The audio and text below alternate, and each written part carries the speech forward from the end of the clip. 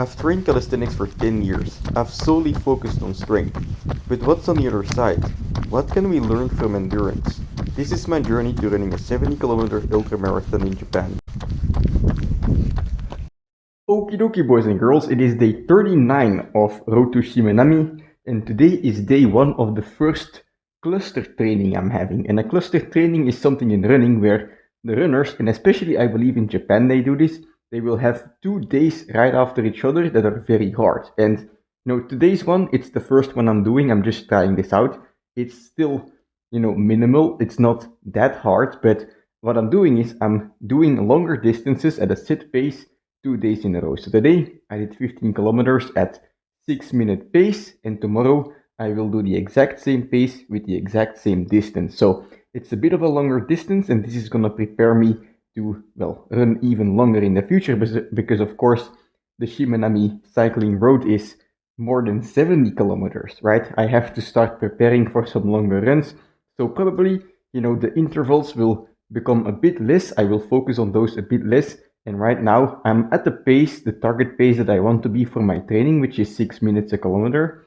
And basically I'm just gonna increase the distance that I can run at that pace. So this week, 2 runs of 15 kilometers in a row. Next week, I have the half marathon coming up, but also during the week, I will probably do another 20-kilometer run. So this week is 80 kilometers in total. Next week will be a bit more than 90. And so we are gradually building up. At the moment, the feet are holding up, so let's hope that that keeps being the case. But anyway, when it comes to today's workout, I actually just got done doing a one-arm planche and a one-arm handstand attempt already, and well, it was a little bit better than last time, so I'm very happy. And at the time, I was also planning, like, what is it? Courtesy call from a 1,000-foot church. You kind of get hyped, right? So I just did a successful, or well, not successful, it wasn't a big hold, but a good attempt at the one-arm planche. I just got done listening some music. I'm hyped as hell to start the official skill training. So today I'm gonna do 5 sets of planche and then not front lever. Actually, as I mentioned in yesterday's video, I wanna focus a little bit more on the rehab. So I'm gonna do 5 sets of pull-ups, which at the moment is a skill my body has to adapt to again, right? So 5 sets of pull-ups. I don't know how many pull-ups I'll do, but I think I will start probably with like sets of 20 or something and see how my flank holds up, if it hurts. Of course, I won't do that much, but that's the plan. And then once that is done, I'll have a sick back pump, so I don't know how it will go, but I will attempt to do some handstands again. 5 sets on the left and the right, and that will be it for today. So that's gonna be the plan. Let's get started with the planche and the pull-ups.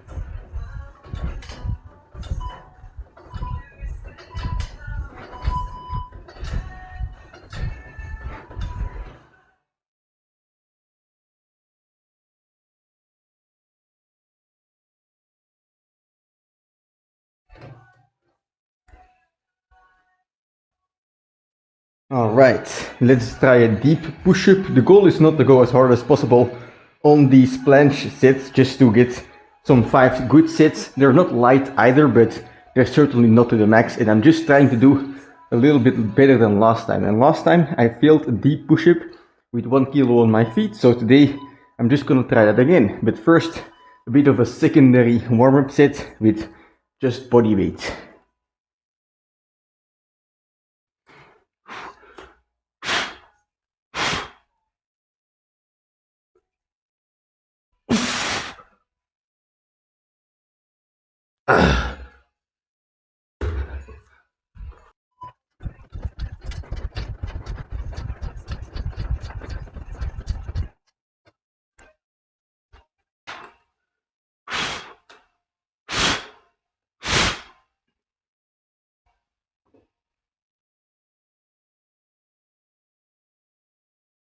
Ah!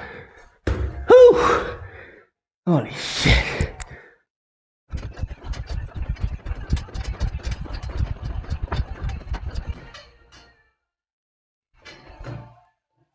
Alright, these pull-ups are actually going quite nice. I mean, they're feeling way more difficult than they used to because I haven't done them in a while, but the pain in my flank is like 1 or 2 out of 10, and it fades away immediately after a set. So, very good. I'm just gonna do 2 more sets of 20. I think that will be fairly easy. And then, and then I will be doing my sets, one set in the morning, one set in the evening, in between the next training as well. Perhaps the next training I can actually do some weighted stuff already, right? As long as the reps are high, I don't mind it.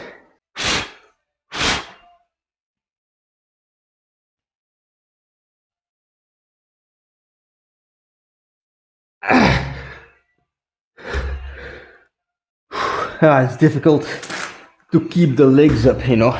When you're going in the planche, oftentimes people will experience their legs that are too low, right? But this is not an issue of core strength. People will look at it, the same thing in front of it. When you're a banana, people will look at it and think, oh, my core strength is not enough. I have to get a stronger core. But in reality, you're making a lever in the planche and the front lever.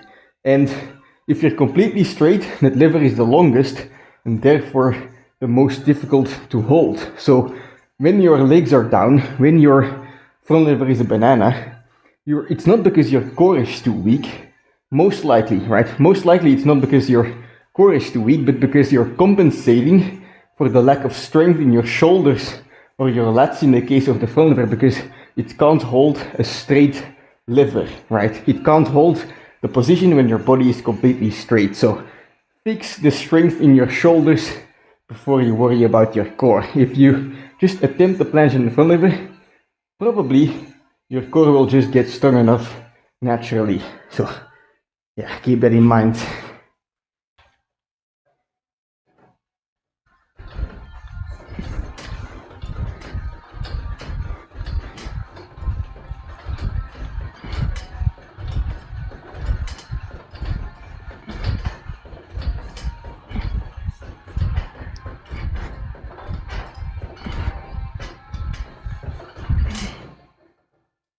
Let's do a small front lever too.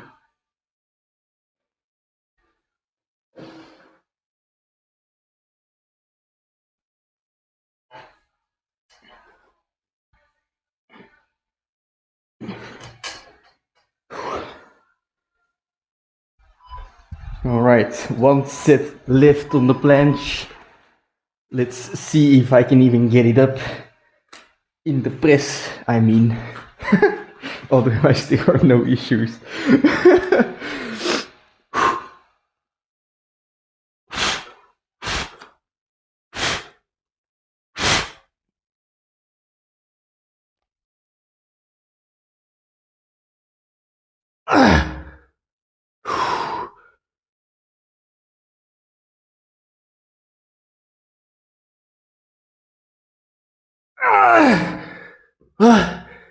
That might have been the best attempt.